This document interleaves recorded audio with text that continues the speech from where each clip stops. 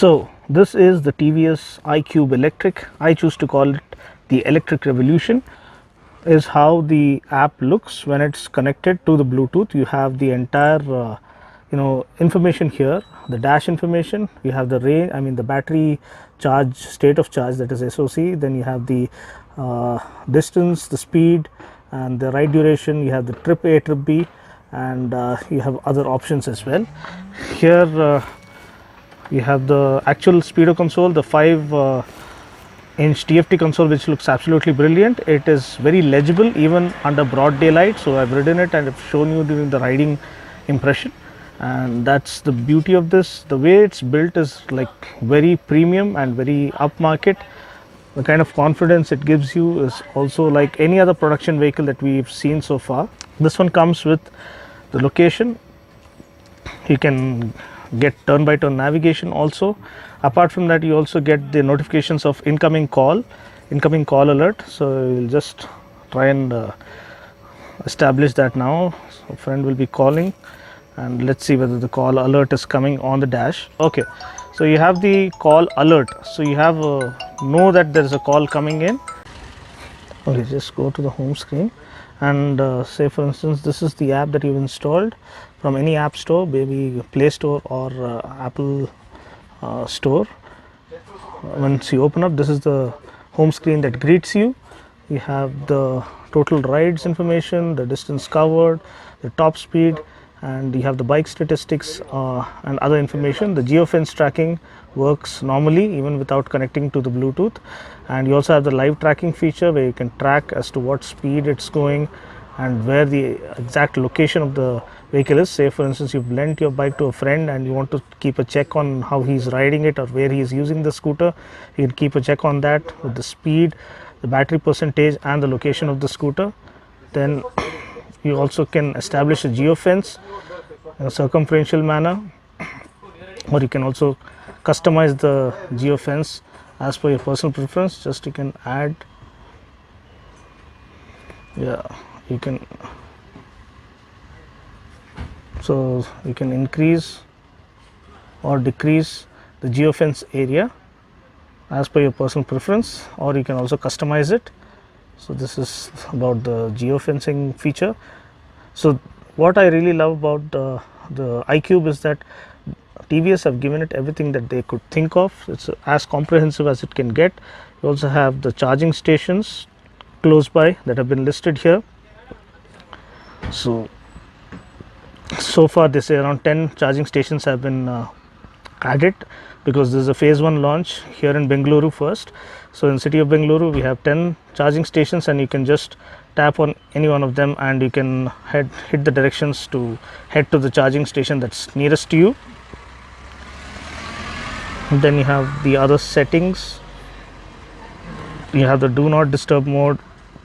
If you don't want to be disturbed while riding, you have the auto reply where you can type a customized reply to your friends who are calling you, and if you're riding, you can, an auto SMS will be sent to them informing them that you can't take the call.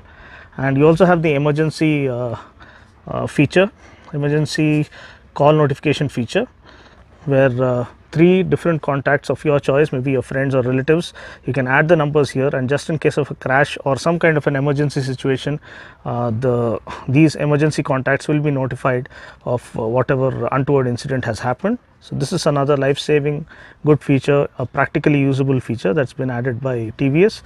And you have the bike statistics here, you have the top speed, you have the average speed, you have the last parked location, which is again a very useful feature. So it will show you the last parked location, just in case you have parked it in a parking lot and you're having a tough time finding your scooter in the parking lot of a mall. Maybe it can help you find that. And you have the eco mode, the power mode, the usage in which you have ridden the scooter, and everything is as comprehensive as it can get. So kudos to TVS for giving us the most comprehensive, usable, and a practical electric scooter, which is going to redefine people's expectation when it comes to production electric scooters. And this is the future of our Indian automobile scene, and I'm sure it's shining brighter than ever. Now that I've given you guys an overview of the app without the Bluetooth connectivity, let's try and connect it now to the Bluetooth and let them have a look at the kind of features it has once the thing is connected. Just trying, hoping that the lighting is better. You can see your name being listed as soon as the scooter is started. I mean, the ignition switch is on, and then here you can see the phone is not yet connected. In order to connect it, all you need to do is press the hazard lights and the high beam light, and you have the specific code that is listed here, that will be listed in your Bluetooth notification panel, and you can tap that to connect your smartphone to the relative scooter or the instrument console. And once it's connected, you have the location here, you have the battery status of your phone here, and yeah, you have the location here, you have the battery status of the phone here, and this is the display that comes. Just move the phone a little bit down here because the display is kind of, so this is the display once the phone is connected. You have the SOC of the battery is 55% charge left, the speed and other details. Then you have the trip A, trip B kind of features here, and then you have the regular settings. So that's pretty much it. This was about the kind of features that the app has on offer and the instrument console has on offer. It's really revolutionary, something we haven't seen before, and it's as comprehensive as it gets. I just hope you found this video useful. I just hope you checked out my first ride impression of the scooter. It's absolutely super impressive, and almost like a standard regular 110cc scooter out there in terms of standard, I mean sturdy build quality, superb handling characteristics, and great pickup and performance. So this is the form factor, this is how it looks, and I would request you to check out my first ride review right away. I'm leaving a link in the description portion below. You can see the design. It's nice and radical and futuristic, and it's not an over kill of too much of radical design.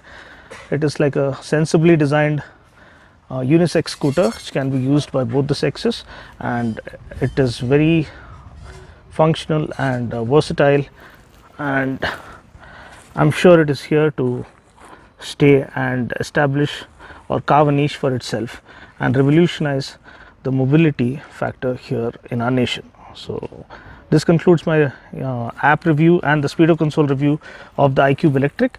I'll catch you guys in the next video. Until then, take care, God bless, and ride safe.